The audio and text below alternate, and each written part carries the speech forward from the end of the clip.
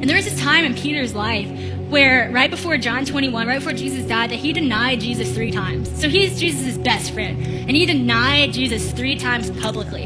And that was actually humiliating for him. Like, he wept after he did that because of, like, how embarrassing is that he couldn't be bold enough when Jesus is there taking the cross, but he couldn't be bold enough to even act like he was Jesus' friend. And he was so humiliating that's why some people preach it like he just went back fishing, because how do you keep doing ministry when you just did that?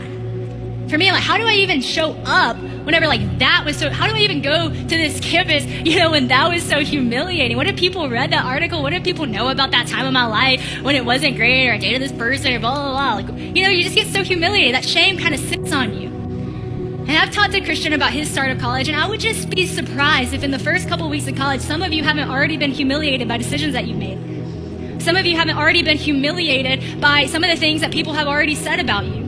Some of you haven't been already humiliated by things that people found out about you that you did in high school that you wish nobody knew you did now that you're in college, but somehow that's your reputation. And that reputation is actually not who you are. Maybe it has been who you are, and so now you're like, well, dang, I really want to follow Jesus. I really want to be this person, but it's really hard to be this person when everybody knows me as that person. How do I break off this humiliation? How do I break off this shame? How do I break off the sins that I did last night, last week, during Rush, during fraternity? What do I do with all that?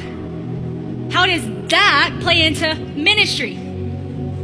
Friend, if you feel humiliated, if you feel shame, if you made a mistake, the greatest person who could be in your boat with you is Jesus Christ. Don't get distracted right now by the noise around, because this is so important. Some of you feel this way.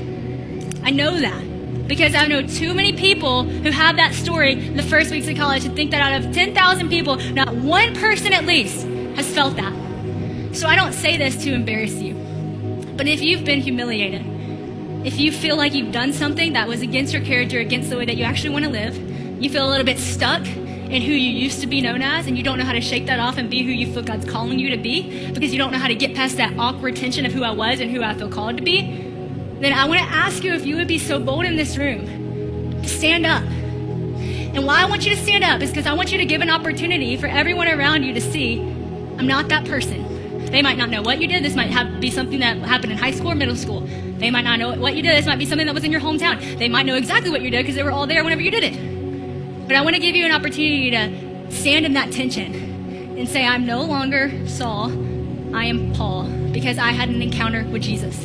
I no longer am in that moment where I denied Jesus 3 times at a charcoal fire. I'm in the moment that I said to Jesus, I love you 3 times at a charcoal fire.